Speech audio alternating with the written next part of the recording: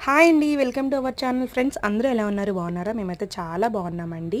ఈరోజైతే నేను బాలింతల కోసం ఒక చిట్కా అయితే చెప్పబోతున్నానండి. అదేంటి అంటే ఇంకా పచ్చి పప్పాయ ఉంటుంది కదండి, దానిపైన పెచ్చు అంతా తీసేసుకోవడం, చిన్న చిన్న ముక్కలుగా కట్ చేసుకోవాలండి. ఇంకా ఈ పప్పాయనైతే నేనైతే చారులా పెడుతున్నాను. మీ ఇష్టం అండి. పప్పాయతో ఏ విధంగానే మీరు తీసుకోండి, మీకు ఎలా నచ్చితే అలా తీసుకోండి.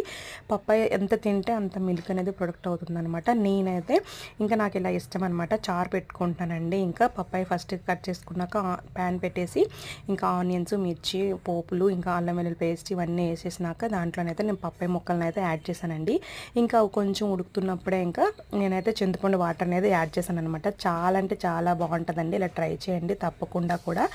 ఇంకా నేనైతే ఇందులోకి అయితే ఇంకా యాడ్ చేసుకున్నాను చూడండి. సాల్ట్ వేస్తున్నాను, సాల్ట్, ఇంకా పసుపు, ఇంకా కారం ఇవన్నీ వేసి కూడా ఒక 15 to 20 మినిట్స్ అయితే మనం ఉడికించుకోవాలండి. అప్పుడే ముక్కలు అనేవి మంచిగా ఉడుకుతాయి అనమాట. ఇలా తిన్నట్టయితే బాలింతలకు పాలు వస్తాయి. బాయ్ అండి.